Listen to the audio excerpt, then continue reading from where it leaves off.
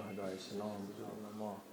بسم الله الرحمن الرحیم. الحمد لله رب العالمین الرحمن الرحیم مالک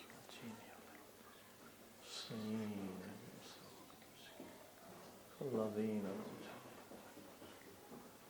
بسم الله الرحمن الرحیم لم یلد ولم یکن له بسم الله الرحمن الرحیم الله احد ولم یولد ولم یکن له صلوات بر محمد و آل محمد.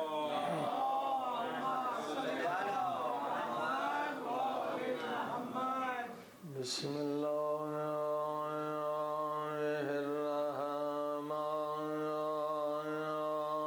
الرحیم.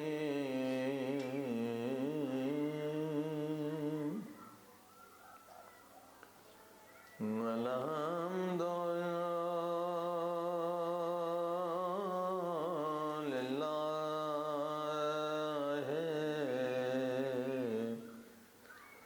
رب العالمين.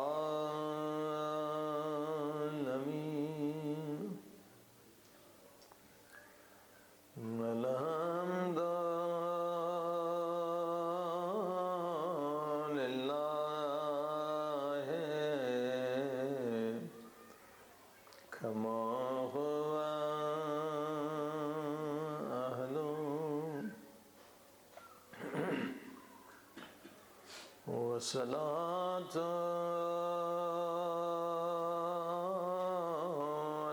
والسلام على سيد المرسلين. صلوات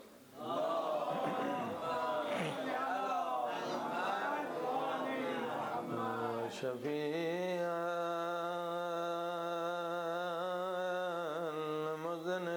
المذنبين وخاتم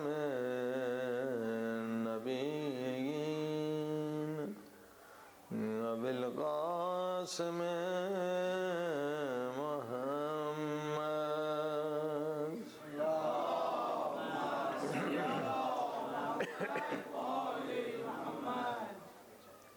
وآله الطيبين الطاهرين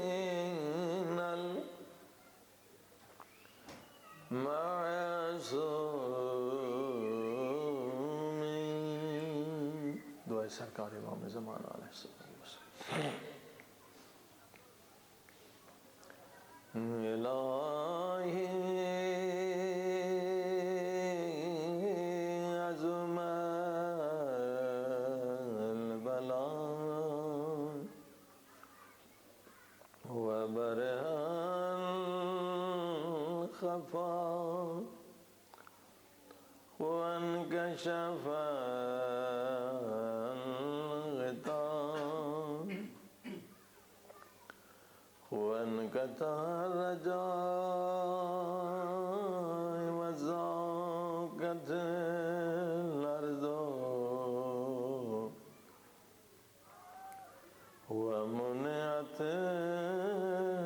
السماء وأنت المستعان وإليك المشتكى وعليك المؤول في شدة والرخاء. اللهم صل على محمد وآل محمد أولي الأمر الذين فرضت علينا طاعتهم وعرفتنا بذلك ذلك منزلتهم ففرج عنا بحقهم فرجا عاجلا قريبا كلمح البصر هو أقرب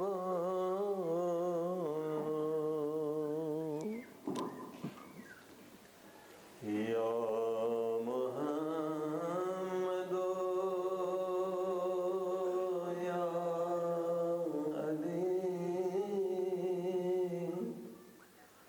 يا علي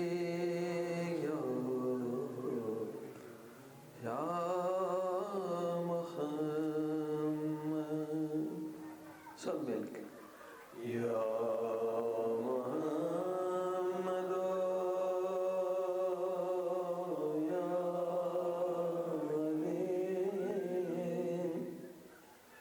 یا علی یا علی یا محمد اکفیانی فإنکما کافیان وانصرانی فإنکما ناصرون یا مولانا یا صاحب الزمان یا مولانا یا صاحب الزمان یا مولانا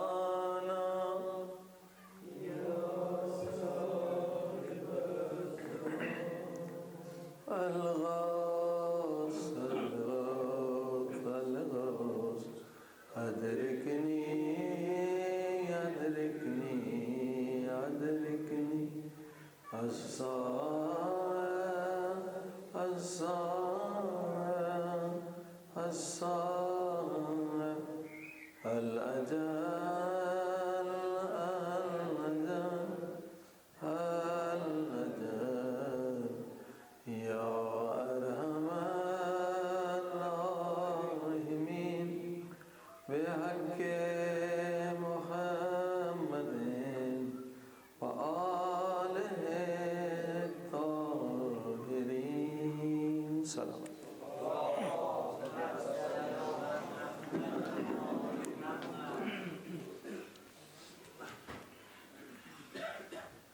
أما بعد وقد قال الله تبارك وتعالى في كتابه المجيد بسم الله الرحمن الرحيم هو الذي بعث في الأميين رسولا منهم يتلو عليهم آياته ويزكيهم ويعلمهم الكتاب والحكمة وإن كانوا من قبل في ضلال مبين سلام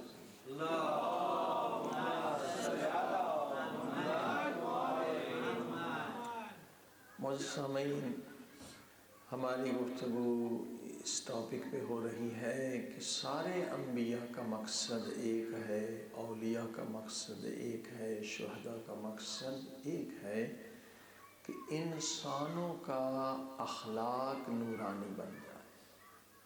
سارے انبیاء یہ مشن لے کر آئے ہیں کہ ہمارا اخلاق نورانی ہو جائے، کہ سارے پرابلمز جو انسان کے ساتھ ہیں وہ برے اخلاق کی وجہ سے ہے۔ یہاں بھی انسان کے لیے مشکلات ہیں اور آخرت میں بھی انسان کے لیے مشکلات ہیں۔ اصل میں انسان اخلاق کی طرف توجہ کیوں نہیں دیتا؟ یہ بحث ہے کہ کیوں نہیں متوجہ ہوتا، کہ دوسری چیزوں کی طرف توجہ ہے، پیسے کی طرف، دولت کی طرف، شہرت کی طرف، لذت کی طرف، مگر اخلاق کی طرف توجہ نہیں ہے۔ اگر کسی کے اندر کوئی بری صفت ہے تو پریشان ہی نہیں ہے۔ یہ کیوں ہے آخر؟ یہ وہی غفلت کے پردے ہیں کہ انسان کے پاس معرفت النفس نہیں ہے۔ صلوات پڑھیں محمد۔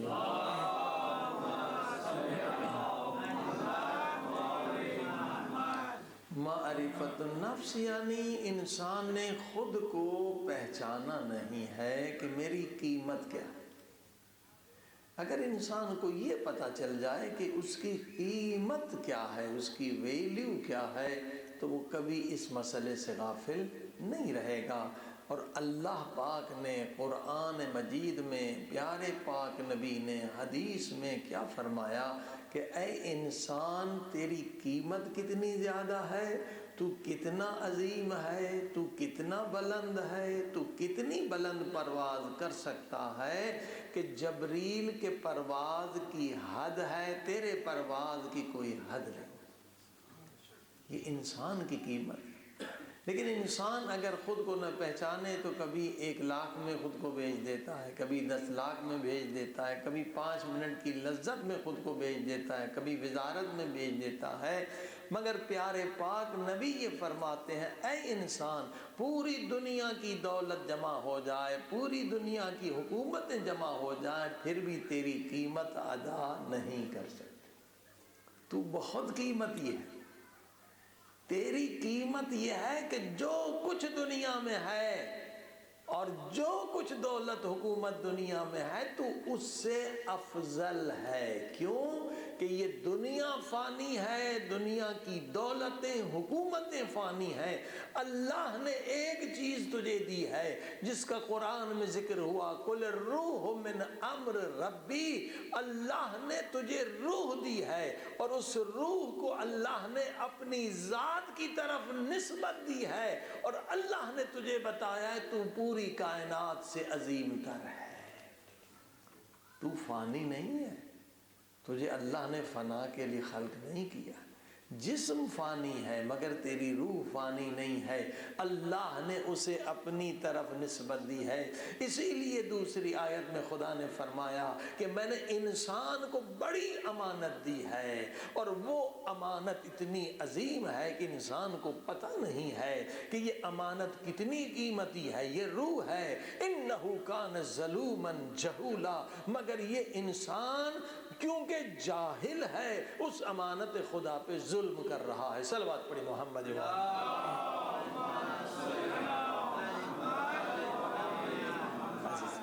انسان کی ویلیو کا پتہ انسان کو نہیں، 2 ٹکے میں خود کو بیچ رہا ہے، جھوٹے پیسوں میں خود کو بیچ رہا ہے، لذت کے سامنے بیچ رہا ہے، ہر ایک خود کو بیچ رہا ہے کہ اسے پتہ ہی نہیں وہ کتنا قیمتی ہے۔ پوری دنیا کی دولت بھی ایک طرف ہو جائے، تیری قیمت ادا نہیں کر سکتی، کیونکہ تو لا فانی ہے۔ اللہ نے تجھے فنا کے لیے خلق نہیں کیا۔ یہ دنیا کی دولتیں، لذتیں سب فانی ہے، اور روح انسان لا فانی ہے۔ صلوات پڑھ دے محمد۔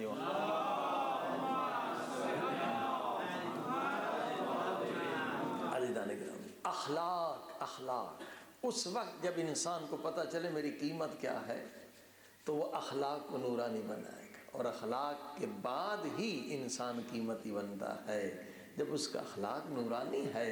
اگر وہ اخلاق کی طرف توجہ نہ دے تو وہ خود کو ضائع کر رہا ہے، خود کو بیچ رہا ہے، کبھی شیطان کے سامنے، کبھی نفس کے سامنے، کبھی دولت کے سامنے، کبھی شہوت کے سامنے، کبھی لذت کے سامنے خود کو بیچ دے رہا ہے۔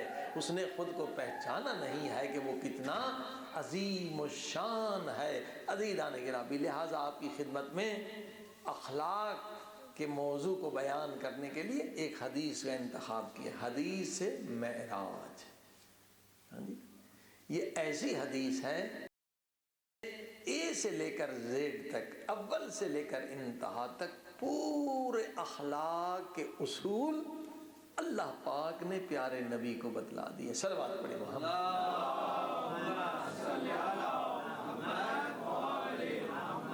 اخلاق کا سب سے پہلا معلم، پہلا استاد کون ہے؟ خود خدا۔ اب اندازہ لگائیے علم اخلاق کتنا اہم ہے۔ سارے علوم فانی ہیں، وہ اخلاق کے مقابلے میں کچھ نہیں، کیونکہ معلم جو ہے، ٹیچر کون ہے؟ خود خدا ہے، اور دوسرا معلم کون ہے؟ محمد مصطفیٰ صلی اللہ علیہ وسلم، کہ قرآن نے اسی آیت میں کہا یزکیہم ویعلمہم الکتاب، دوسرا اخلاق کا استاد کون ہے؟ پیارے پاک نبی صلی اللہ علیہ وسلم ہے، اور پیارے پاک نبی کے بعد کون ہے؟ محمد و آل محمد صلی اللہ علیہ وسلم۔ معراج، کیوں خدا لے گیا معراج پر اپنے نبی کو؟ سبحان الذی اسری بعبدہ لیلا من المسجد الحرام الی المسجد الاقصی۔ معراج کے بہت سارے مقاصد، ایک مقصد یہ ہے کہ لوگ عظمت پیغمبر کو پہچانیں، ہاں، کیونکہ پیغمبر اگر اس نورانی حیثیت سے دنیا میں آتا تو ہم اور آپ فیض حاصل نہیں کر سکتے تھے، کیونکہ اللہ نے جس نور سے ہمارے نبی کو خلق کیا ہے وہ جبریل کے نور سے بھی افضل ہے۔ جبریل رک گیا صدر المنتہا، ہمارے نبی پاک چلے گئے۔ اور یہ ساری معراج کی بحث ایک بہت بڑا مقصد یہ ہے کہ اللہ پاک بتانا چاہتا تھا کہ اے مسلمانوں، تم اور ہو، میرا نبی اور ہے۔ لیکن نبی کو اپنے جیسا سمجھنے بیٹھو، ہاں، کہ نبی کا اخلاق اتنا کریمانہ تھا، اتنا رحیمانہ تھا کہ جب بیٹھتے تھے محفل میں تو یہ نہیں کہ اپنے لیے ایک بہت بڑا مقام سجاتے تھے، یہ نہیں کہ تاج لگاتے تھے، اتنے سادے، اتنے سادہ لباس، اتنا عام دائرے میں بیٹھتے تھے کہ نئے آنے والے کو پوچھنا پڑتا تھا کہ تم میں نبی کون ہے؟ ہاں؟ نبی پاک کا اخلاق ہے۔ تو یہی ایسا نہ ہو کہ نبی پاک کریمانہ اخلاق کے ذریعے سے تمہیں ہدایت دے رہے ہیں کہ تم یہ نہ سمجھو کہ نبی بھی ہمارے جیسا۔ تو اللہ پاک نے معراج کرایا، ہاں جی، کیونکہ ہم جتنے انسان ہیں ہم ٹائم اور اسپیس کے قیدی ہیں۔ کیسے؟ ٹائم اور اسپیس کے ہم قیدی ہیں۔ اس وقت اگر ہم یہاں مجلس پڑھ رہے ہیں تو ہم لندن میں نہیں ہو سکتے، ایک وقت میں آپ ایک جگہ پہ ہو سکتے، ہم قیدی ہیں اسپیس کے۔ اور اس وقت اگر 9:30 یا 10:30 بج رہے ہیں تو ہم ٹائم سے آگے نہیں بڑھ سکتے ہیں، نہ پیچھے ہٹ سکتے ہیں۔ آج رات ہے تو ہم ایک دم جمپ کر کے کل دن میں نہیں جا سکتے۔ سارے انسان جو ہیں قیدی ہیں ٹائم اور اسپیس کے، نہ آپ ٹائم سے آگے بڑھ سکتے ہیں اور نہ ٹائم سے پیچھے ہٹ سکتے ہیں۔ ایک وقت میں آپ ایک جگہ پر رہ سکتے ہیں، 10 جگہ پر نہیں رہ سکتے ہیں۔ عزیزان گرامی، کیونکہ ہم ہیں قیدی ٹائم اور اسپیس کے، اللہ پاک نے اپنے نبی کو معراج کرا کے بتایا تم سب قیدی ہو ٹائم اور اسپیس کے، مگر میرا نبی نہ ٹائم کا قیدی ہے نہ اسپیس کا قیدی ہے۔ کیوں؟ کیوں نبی نہیں ٹائم اور اسپیس کا قیدی؟ اب انشاءاللہ اس پہ بحث کل کریں گے، اس لیے کہ آج ایک حدیث سن لیں کہ نبی پاک نے کہا اول ما خلق اللہ نوری، اللہ پاک نے سب سے پہلے میرے نور کو خلق کیا۔ ہاں جی، یعنی ابھی ٹائم بھی خلق نہیں ہوا ہے، ابھی اسپیس بھی خلق نہیں ہوا ہے، سب سے پہلے اللہ پاک نے کسے خلق کیا؟ اول ما خلق اللہ نوری، نبی پاک کہتے ہیں سب سے پہلے میرے اللہ نے میرے نور کو خلق کیا، یعنی ٹائم بعد میں خلق ہوا ہے، اسپیس بعد میں خلق ہوا ہے۔ جو پہلے خلق ہو گیا ٹائم سے اور اسپیس سے، نہ وہ ٹائم کا قیدی ہے نہ وہ اسپیس کا قیدی۔ اور آگے بڑھیں. خدا فرماتا ہے الذی خلق الموت والحیات لیبلوکم ایکم احسن عملا. قرآن کی آیت ہے. خدا فرماتا ہے موت کو میں نے خلق کیا، حیات کو میں نے خلق کیا. یعنی موت بھی مخلوق ہے، حیات بھی مخلوق ہے. اور نبی پاک کیا فرما رہے ہیں؟ اول ما خلق اللہ، میرا نور ہر مخلوق سے پہلے ہے. موت بھی مخلوق ہے، حیات بھی مخلوق ہے. اور ہمارے نبی پاک کا نور موت سے بھی پہلے ہے، حیات سے بھی پہلے ہے. تو اب موت ان کے لیے ہوگی جو موت کے بعد بنے. نبی پاک موت سے بھی پہلے ہیں، حیات سے بھی پہلے ہیں. لہذا موت نبی پاک کے لیے نہیں ہے، کیونکہ وہ نور خدا ہے. صلوات پڑھی محمد.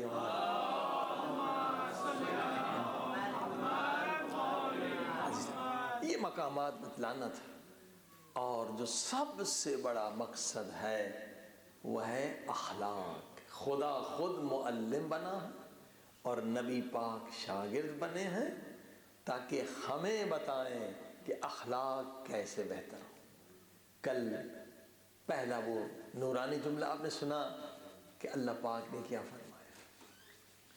اے میرے احمد، میرے محبوب، جو مجھ سے محبت کرے گا اور میری وجہ سے دوسروں سے محبت کرے گا. یعنی ماں سے کی وجہ سے، بیوی سے محبت کرو خدا کی وجہ سے، بچوں سے محبت کرو خدا کی وجہ سے، تو یہ محبت صحیح ہے. ورنہ محبت باطل ہے. اگر خدا کو نکال دے محبت ناقص ہے. اور جو ہر کام میری محبت میں کرے گا، ہر کام کریں قربتاً اللہ، اللہ کی محبت میں.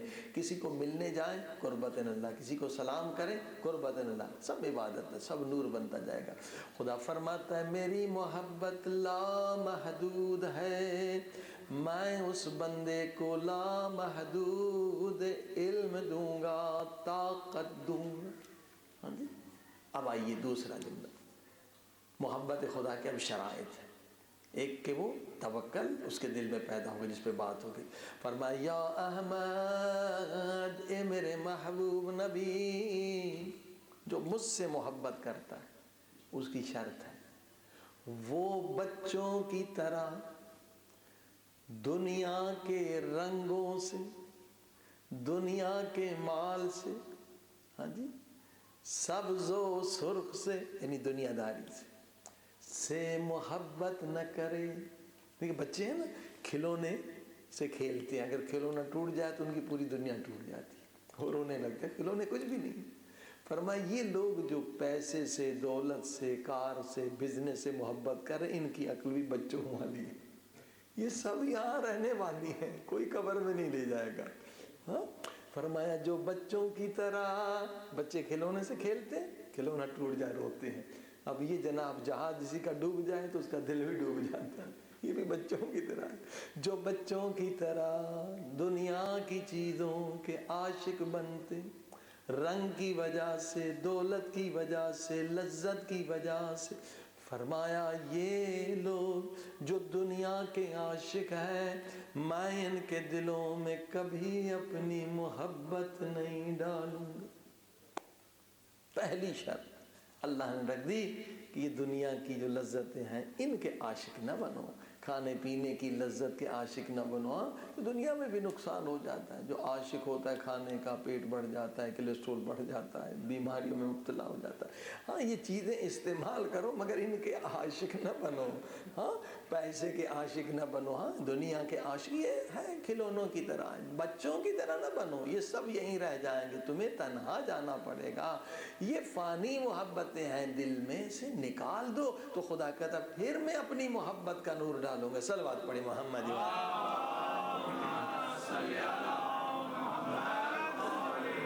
آپ دیکھیے نا آج بھی دنیا میں جو کرائم ہے، 80% کرائم، جرم، قتل، زنا، سمیگلنگ، ہیروئن کا بیچنا، یہ سب کے پیسے کی وجہ سے.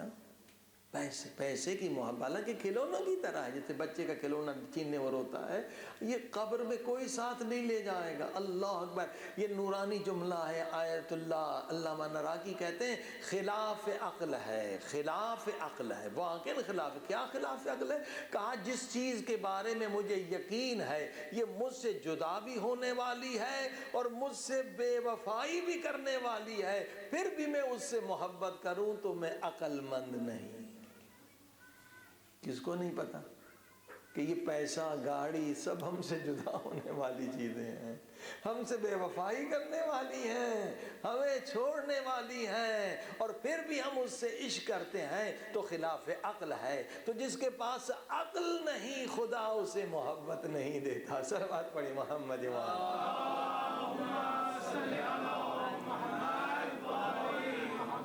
فرمایا بچوں کی طرح جو عاشق ہیں پیسے کے، مال کے، زیورات کے، گھر کے، انہیں میں اپنی محبت کبھی نہیں دوں گا۔ عزیزان گرامی، جتنے آپ دیکھیے نبیوں کے قاتل بنے ہیں، نبیوں کے قاتل پیسے کی وجہ، حضرت عیسیٰ کا قاتل اس کا صحابی تھا، کتنے پیسے اس زمانے کوئی 30-40 وغیرہ یا 60-70، میں اپنے نبی کا قاتل بنا۔ شمر ملعون امام حسین کا قاتل بنا پیسے کی وجہ سے۔ جتنے انبیاء کے قاتل بنے ہیں پیسے کی وجہ سے بنے ہیں۔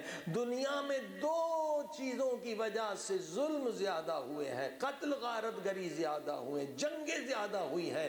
ایک ہے پیسے کی محبت اور دوسرا ہے حکومت کی محبت۔ صلوات پڑھیں محمد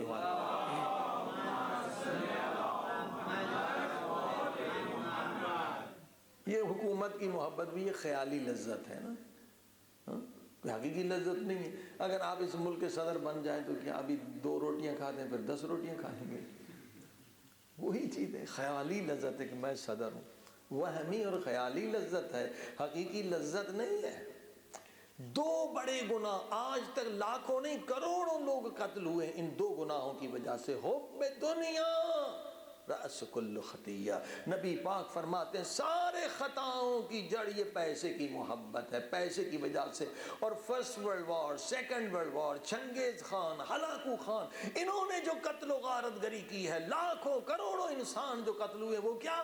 حب ریاست کی وجہ سے کہ مجھے حکومت مل جائے، مجھے اقتدار مل جائے۔ اللہ اکبر، ہمارے 11 امام جو شہید ہوئے ہیں حب ریاست کی وجہ سے یا حب دنیا کی وجہ سے۔ عزیزان گرامی، اسی لیے زیارت عاشورہ میں ہم 2 لوگوں پہ لعنت کرتے ہیں۔ ایک ابن سعد پہ لعنت کرتے ہیں جس نے حب ریاست میں مولا حسین کو شہید کیا، اور ایک شمر پہ لعنت کرتے ہیں جس نے حب دنیا میں مولا حسین کو شہید کیا۔ یعنی یہ درس ہے، اے محب حسین، اے عاشق حسین، اے عزادار حسین، دل سے دنیا کی محبت بھی نکال دے اور ریاست اور مقام کی محبت بھی نکال دے۔ یہ درس ہے زیارت عاشورہ کا۔ یہ نہیں کہ ہم عاشق حسین بھی اور عاشق مال بھی، عاشق مال شمر ہے، لیکن عاشق حسین بھی، عاشق ریاست اور حکومت بھی۔ اسی لیے حضور پاک نے فرمایا ملعون ملعون، ملعون ہے وہ ملعون من ترأس، جو چاہتا میں پریزیڈنٹ بن جاؤں، میں رئیس بن جاؤں۔ ہاں جی، ہٹلر کیا ہے؟ یہ رئیس بننا چاہتا تھا۔ ہارون رشید کیا ہے؟ رئیس بننا چاہتا۔ یزید کیا ہے؟ رئیس بننا چاہتا، پریزیڈنٹ بننا چاہتا۔ کتنے گناہ کرتے ہیں، ہزاروں کو قتل کرتے۔ امام خمینی اپنی کتاب چہل حدیث میں، پڑھنی چاہیے ہر ایک انسان کو، بڑی نورانی کتاب ہے، 40 حدیث، انگلش میں بھی ہے اردو میں بھی، فرماتے ہیں جس انسان کے دل میں ہے نا کہ میں بڑا بن جاؤں، میں صدر بن جاؤں، میں پریزیڈنٹ بن جاؤں، وہ اتنی یہ خبیث صفت ہے، وہ کہتا ہے کہ میں دنیا کا بادشاہ بن جاؤں، آدھی مخلوق قتل ہو جائے باقی آدھی پہ حکومت کروں، اس پہ بھی راضی، آدھے انسانوں کو قتل کر دو تاکہ میں رئیس بن جاؤں۔ اب ایٹم بم کیا ہے، یہ قتل و غارت گری کیا ہے، یہ اتنی بڑی صفت خبیثہ ہے۔ حالانکہ کچھ لذت نہیں، وہمی لذت ہے، خیالی لذت۔ ہاں، مر جائے گا کوئی پریزیڈنٹ تو فرشتے خیال نہیں کریں گے اس کو آہستہ مارو، یہ پریزیڈنٹ تھا پاکستان کا یا نیوزی لینڈ کا، کوئی نہیں۔ ایک وہمی لذت ہے جس کی وجہ سے کروڑوں 16 انسان قتل ہوئے ہیں۔ عزیزان گرامی، اب جو مومنین کے درمیان اختلافات ہیں، انجمنیں کئی 1 سے 2، 2 سے 4 بنتی ہیں، وہ بھی حب ریاست کی وجہ سے کہ میں پریزیڈنٹ بنوں، میں سیکریٹری بنوں۔ حالانکہ ہم لعنت کرتے ہیں ابن سعد پر کہ وہ حب ریاست کی وجہ سے قاتل بنا۔ وہی حب ریاست ہمارے دل میں ہوتی ہے کہ میں پریزیڈنٹ کیوں نہیں بنا۔ جب تک پریزیڈنٹ تھے تو جھاڑو بھی دیتے تھے، اب پریزیڈنٹ ہٹا کے تو مسجد میں نہیں آ رہے ہیں۔ صلوات پڑھیں محمد۔ سمجھے اس نقطے کو کہ دنیا میں سب سے زیادہ قتل و غارت گری 2 چیزوں کی وجہ سے ہوا ہے۔ Love of wealth and love of power. Love of power, میں بڑا ہو جاؤں، یہ اتنی خبیث چیزیں ہیں۔ اللہ پاک فرماتا ہے جن کے اندر یہ چیز موجود ہے، میں کبھی اپنی محبت کا نور اس کے دل میں نہیں ڈالوں گا، کبھی بھی نہیں ڈالوں گا، جتنی نماز پڑھے، جتنا کچھ بھی کرے۔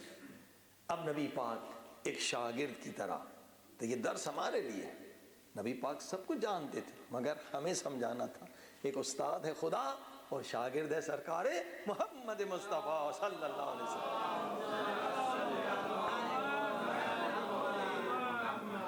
نبی پاک نے فرمایا میرے اللہ مجھے وہ اعمال بتا دے کہ میں ہمیشہ تیرے نزدیک رہوں۔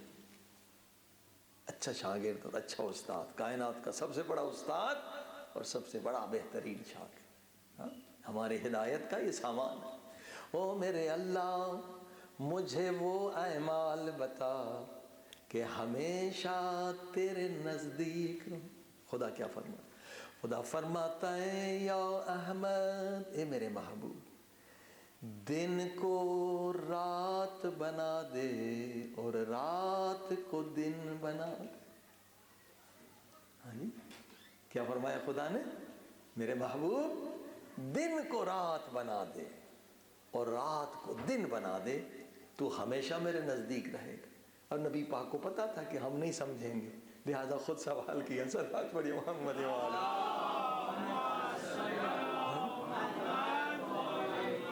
کتنا اچھا درس ہے۔ پیارے پاک نبی نے فرمایا میرے اللہ میں دن کو کیسے رات بناؤں اور کیسے رات کو دن بناؤں؟ فرمایا رات کو نماز تہجد ادا کر اور دن کو روزے سے گزار۔ رات کو ہم کچھ نہیں کھاتے ہیں، تو دن کو جب آپ نے روزہ رکھا تو دن کیا ہو گیا؟ رات بن گئی۔ اور رات کو جب اٹھ کے نماز تہجد پڑھ لی تو رات دن ہو گیا۔ صلوات پڑھ دے محمد وعلہ۔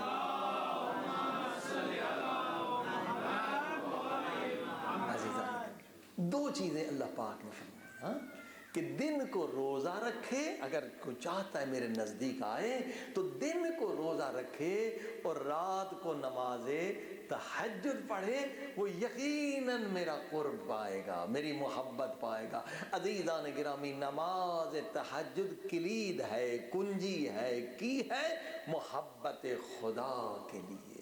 اللہ اکبر۔ حتیٰ کہ معصومین فرماتے ہیں، تاکید فرماتے ہیں، لیس منا، مولا علی نے بھی کہا، امام جعفر صادق نے بھی کہا، تقریباً ہر امام نے، پیارے پاک نبی نے بھی کہا۔ صلوات پڑھے محمد۔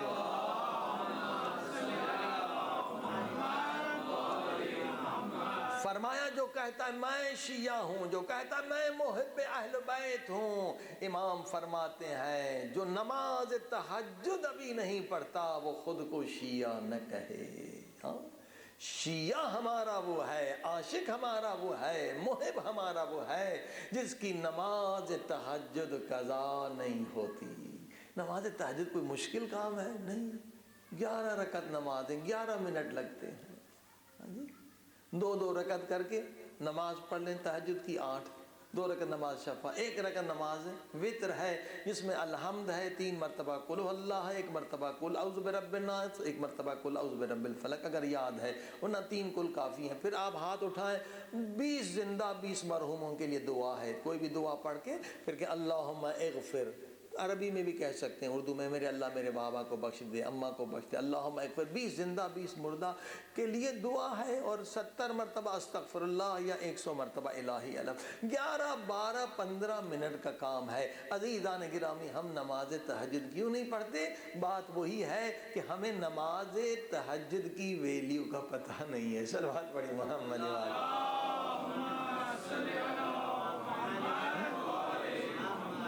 کوئی کام مشکل نہیں ہے، ہاں جی۔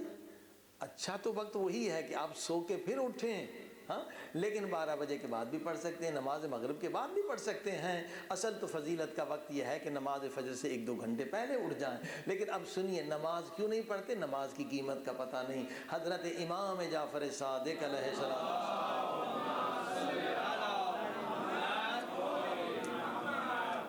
کی خدمت میں ایک مومن آیا، کہا مولا مجھے ایک بزنس کرنا ہے، استخارہ نکالیں، کاروبار کرنا۔ امام نے استخارہ نکالا، کا استخارہ اچھا نہیں ہے۔ وہ بیچارہ ضعیف عقیدے کا مومن تھا، اس نے امام کی بات نہیں مانی، جا کے کاروبار شروع کر دیا۔ جب وہ تجارت کی تو وہ تو بہت پیسے والا ہو گیا، لکھ پتی ہو گیا، بہت پیسہ کمانے لگا۔ اب اس کے دل میں ذرا شک ہو گیا کہ میرا امام، اس کا استخارہ غلط ہو گیا، انہوں نے تو کہا تھا نقصان ہو گیا، مجھے تو کوئی نقصان نہیں۔ کہا یہ شک میں دل سے نکالو۔ خدمت امام میں پہنچا، مولا یاد ہے اتنے سال پہلے میں نے استخارہ نکلوا تھا؟ ہاں۔ پھر مولا آپ نے کہا تھا برا ہے؟ ہاں۔ پھر مولا میں نے تو وہ عمل نہیں کیا، مگر مجھے تو کوئی نقصان نہیں ہوا۔ امام مسکرائے، کہا مجھے بتاؤں تمہیں کیا نقصان ہوا؟ مولا بتائیے۔ کہا اسی کاروبار کے سلسلے میں تم فلاں شہر گئے تھے؟ کہاں مولا گئے تھے۔ فلاں پارٹی سے تم نے بزنس کی میٹنگ رکھی تھی؟ مولا ہاں رکھی تھی۔ فلاں جگہ فلاں وقت فلاں شہر میں تمہاری میٹنگ تھی؟ کہاں مولا رکھی تھی۔ مولا وہ آپ کو کیسے پتا؟ ہاں، ابھی آپ جو پہلی مجلس سنتے ہیں، کل شیء احصیناہ فی امام مبین، امام مبین کے پاس ہر شے کا علم ہے۔ حیران ہو گیا۔ امام نے پورا ایڈریس دیا، فلاں جگہ فلاں وقت فلاں دن تمہاری میٹنگ تھی؟ کہاں۔ کہا پھر پیسے کی لالچ میں، بزنس کی لالچ میں تم ایسے مست ہو گئے میٹنگ میں کہ تمہاری نماز ظہر بھی قضا ہو گئی اور عصر بھی قضا ہو گئی۔ کہ مولا بالکل صحیح۔ امام نے کہا اب سن، 2 نمازیں تو نے قضا کی پیسے کی لالچ میں، اب اگر پورے دنیا کی دولت کا تو مالک بن جائے، پورے دنیا کی دولت تو اللہ کی راہ میں لٹا دے، فدا کر دے، قربان کر دے، سخاوت کر دے، غریبوں کو دے دے، پھر بھی 2 رکعت نماز، 2 وقت کی نماز قضا کی ہے، اس کا نقصان پورا نہیں کر سکتا۔ عزیز ہم غافل ہیں، ہاں جی۔ اللہ پاک نے خلق ہمیں عبادت کے لیے کیا ہے۔ جب اللہ اکبر کی آواز سنیں یا وقت نماز آ جائے تو خود بخود دل سے آواز ہونی چاہیے، اللہ اکبر، اللہ بڑا ہے۔ اگر ہم کسی بھی کام میں مشغول ہیں تو ہم نے اللہ کو چھوٹا سمجھا، اس کام کو بڑا سمجھا۔ یہ شرک ہے، یہ گناہ ہے، یہ ایمان کی ضعیفی ہے۔ پھر امام فرماتے ہیں، یہ تو واجب نماز، امام فرماتے ہیں کہ 2 رکعت نماز تہجد میرے نزدیک افضل ہے پورے دنیا کی دولت سے اور پوری دنیا کی حکومتوں سے۔ کیوں؟ اس لیے کہ اگر پوری دنیا کی دولت بھی ہمیں مل جائے، حکومت بھی مل جائے، وہ قبر میں جب مر جائیں گے تو کوئی فائدہ نہیں دے سکتی۔ اگر 2 رکعت نماز تہجد ادا کی ہے تو وہ ہماری قبر کو نورانی بنا دے گی۔ حدیث میں کہ نماز تہجد قبر میں تمہارے لیے بستر بنتا ہے، نماز تہجد قبر میں تمہارے لیے تکیہ بنتا ہے، نماز تہجد قبر میں تمہارا ساتھی بنتا ہے، نماز تہجد قبر میں تمہارے لیے غذا کا بندوبست کرتا ہے، نماز تہجد قبر میں تمہاری تنہائی کو دور کرتا ہے، نماز تہجد برزخ کے سفر میں تمہارا بہترین دوست بنتا ہے۔ جہاں دنیا بے وفائی کرے وہاں نماز تہجد تم سے وفا کرتی ہے۔ صلوات پڑھ دے محمد وعلی۔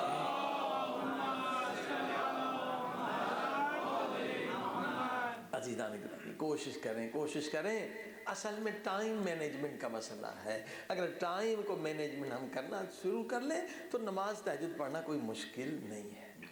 جب ہم دیر سے جاگتے ہیں، لمبی لمبی راتوں تک جاگتے ہیں، پھر ظاہر نماز تہجد میں اٹھنا مشکل ہے، لیکن یہ ہے کہ پھر نماز پڑھ کے سو جائے۔ مگر نماز تہجد کی بہت زیادہ تاکید ہے، بہت زیادہ تاکید ہے۔ یعنی نماز تہجد سے یہ اخلاق جو ہے نا، اخلاق کیوں ضعیف ہوتا ہے؟ جب ارادہ ضعیف ہوتا ہے۔ جب ارادہ مضبوط ہو آپ کا اخلاق مضبوط ہوتا ہے، اور نماز تہجد ارادے کو مضبوط کرنے کے لیے سب سے بہترین ایکسرسائز ہے۔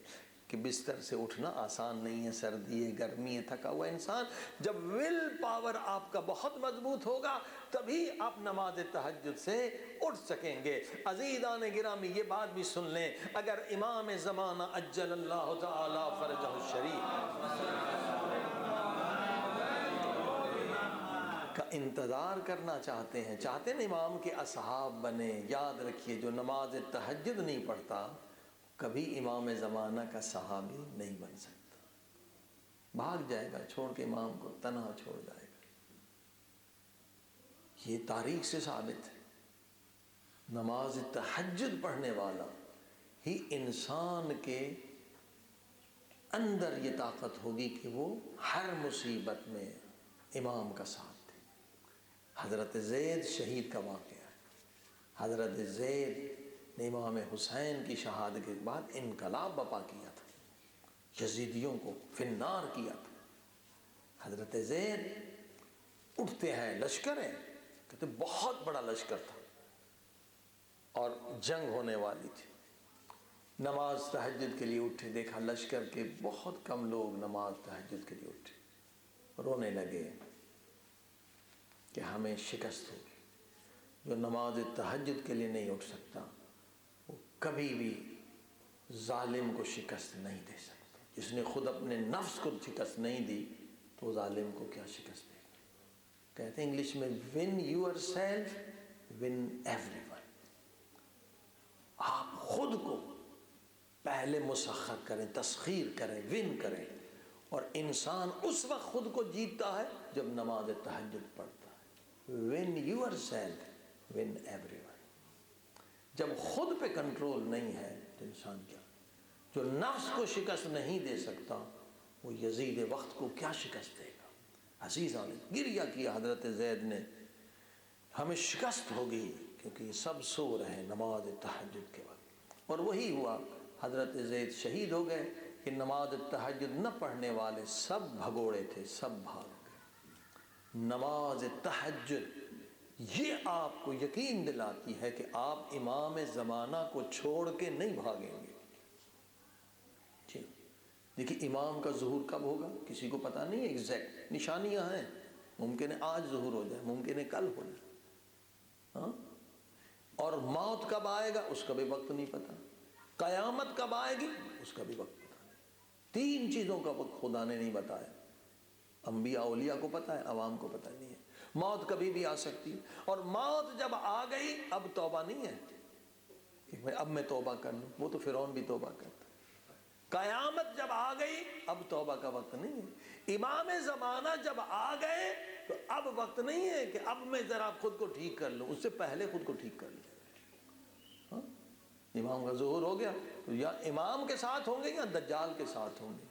اگر ہم نے تمریر نہیں کی، یہ مہلت ہے، یہ مہلت ہے، جو امام کا ظہور نہیں ہو رہا، یہ ہمارا آپ کا فائدہ ہے کہ ابھی ہم ضعیف ہیں، خود کو مضبوط بنا لیں، ابھی ہم تیار نہیں ہیں، خود کو تیار کر لیں۔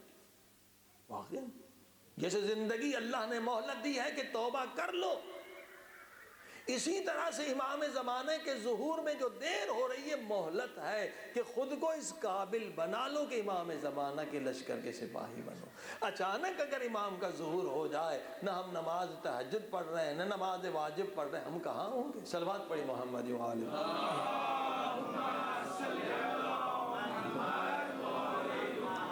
عزیزان۔ لہٰذا تیار کریں، خود کو بلٹ اپ کریں۔ ہاں یہ پرسنل پاور ہے آپ کا، ہاں یہ سیلف ڈیولپمنٹ ہے کہ آپ کو کتنا کنٹرول ہے خود پر۔ اور دیکھیں کہ نماز تہجد میں اٹھ نہیں سکتے تو آیتیں ہیں، کئی آیتیں بار بار بتاتے ہیں، اس کو آزما کے دیکھیں، آپ کو آیت اٹھا دے گی۔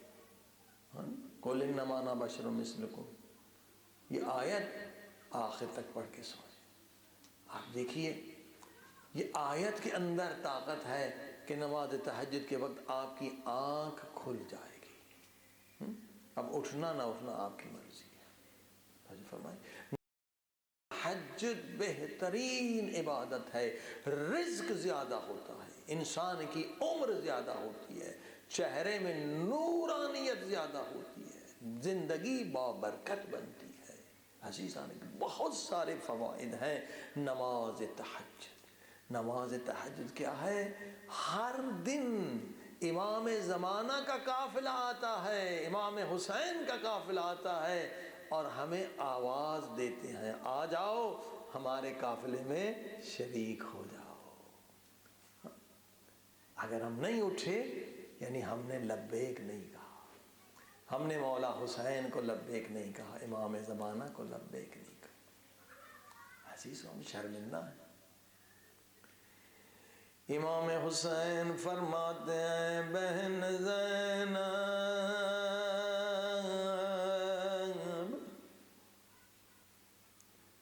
مجھے نماز تہجد میں یاد کرنا۔ امام کی وصیت ہے۔ آپ سب روحانی فرزند ہیں امام حسین کے، وصیت پہ ضرور عمل کریں۔ نماز تہجد میں مجھے یاد کرنا، یعنی ہر عزادار کو مولا وصیت کر مجھے نماز تہجد میں یاد کر۔ اور اللہ نے نماز تہجد میں رونے والوں کی قسم کھائی ہے۔ اللہ قرآن مجید والمستغفرین جو سحر کے وقت روتے ہیں توبہ کرتے ہیں، خدا ان کی قسم کھا رہا ہے۔ اتنے پاک لوگ۔ امام زین العابدین فرماتے اس وصیت پہ ہماری بیویوں نے اتنا عمل کیا۔ کیا وصیت تھی؟ مجھے نماز تہجد میں یاد کرنا۔ امام حسین فرماتے ہیں جس رات خیموں میں آگ لگی تھی، وہ شام غریبہ کی ہو، جس رات بیویوں نے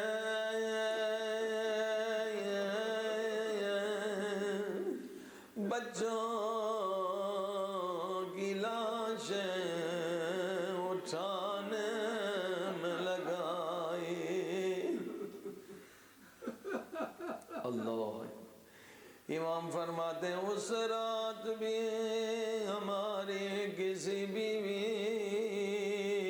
کسی خاتون کی نماز تہجد قضا نہیں ہوئی۔ جلتے ہوئے خیموں پہ بیویوں نے نماز تہجد ادا کی۔ سبحان امام فرماتے ہیں ہمیں قیدی بنا دیا گیا، کربلا سے کوفہ، کوفے سے شام، او کبھی پانی دے دے دے، کبھی پانی نہیں دے دے دے۔ آیا اس پورے راستے میں بھی ہماری کسی بیوی کی نماز تہجد قضا نہیں۔ اتنا مشکل تھا راستے میں نماز تہجد پڑھنا۔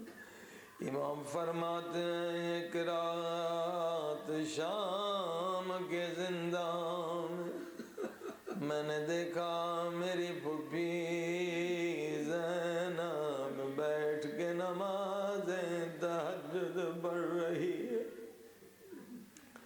میں نے عرض کیا پھوپھی اماں میں نے کبھی آپ کو بیٹھ کے نماز تہجد پڑھتے نہیں دیکھا۔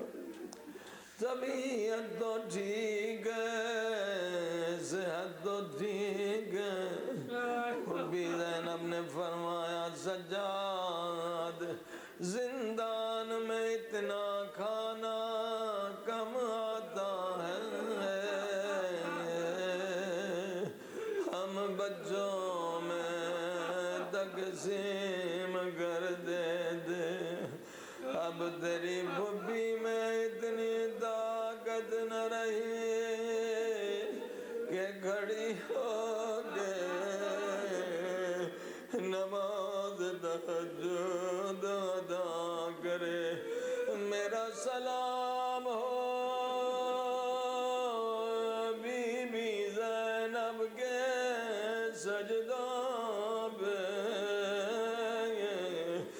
بی بی زینب ظالموں نے پتھروں سے آپ کا سر زخمی کر دیا تھا،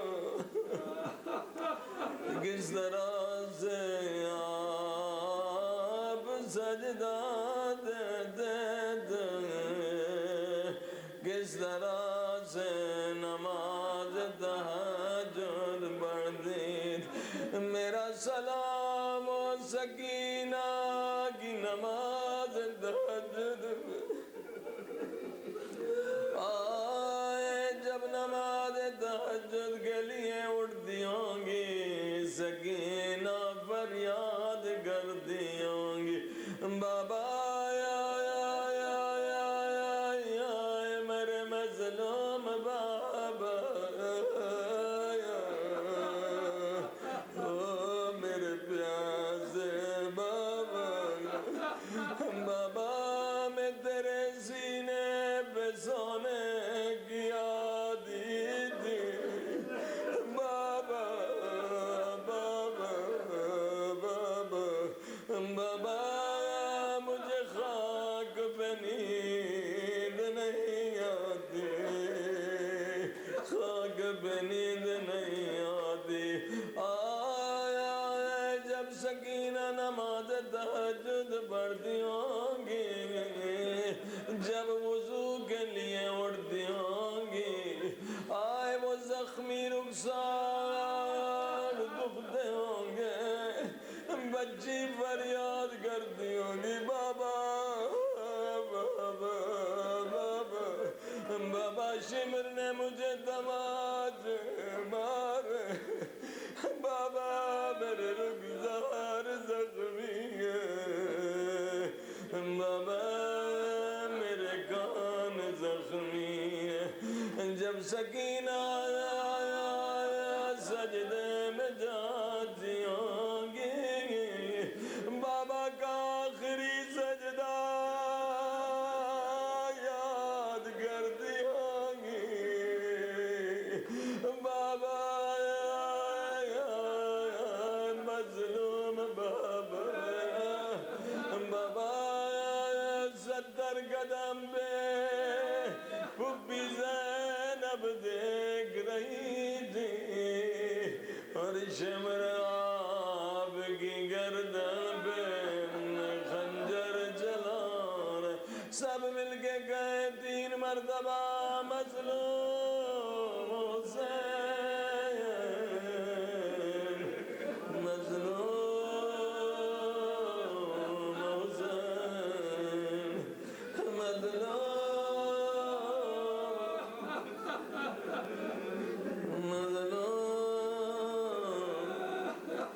خدا بے حق امام حسین ہم سب کو نماز تہجد ادا کرنے